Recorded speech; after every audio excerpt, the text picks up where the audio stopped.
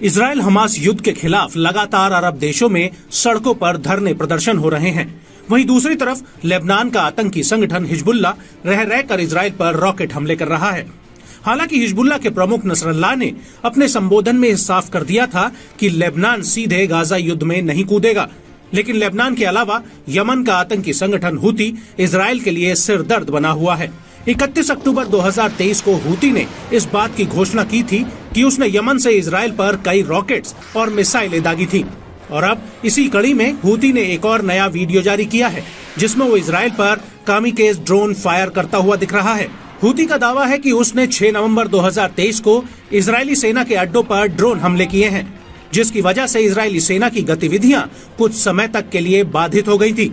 इसको लेकर हूती के प्रवक्ता याह्या सारी ने ट्विटर पर एक पोस्ट लिखा है कि यमन के सशस्त्र बलों ने पिछले कुछ घंटों में इजरायली दुश्मन पर कब्जे वाले जगहों पर ड्रोन्स का एक जत्था दागा है।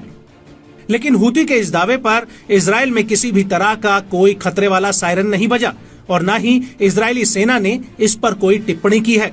वहीं दूसरी तरफ चैनल 12 की रिपोर्ट्स में यह दावा किया गया है कि यमन से दागे गए ड्रोन्स को जॉर्डन ने मार गिराया है। हालांकि पिछले दिनों यमन से किए गए हमलों को अमेरिका और इजराइल ने इंटरसेप्ट किया था।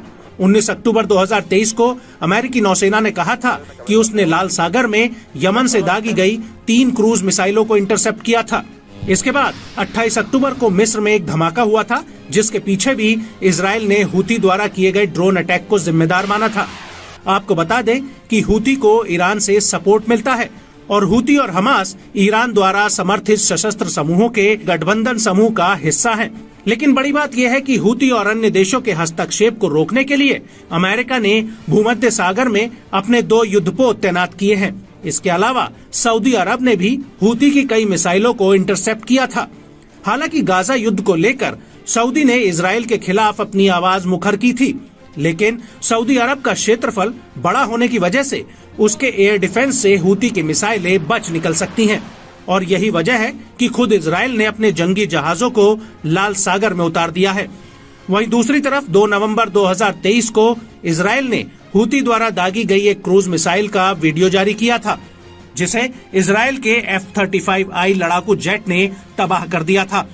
और इसी दिन इजरायली एयर डिफेंस सिस्टम ने हूती द्वारा दागी गई जमीन से जमीन पर हमला करने वाली मिसाइल को लाल सागर इलाके में इंटरसेप्ट किया था। इस सब के बीच बड़ी बात यह है कि यमन इजराइल से करीब 2000 किलोमीटर दूर है और उत्तरी यमन में हूती का कंट्रोल है, और इजराइल और यमन के बीच पूरा सऊदी अरब और जॉर्डन का भूभाग आता है।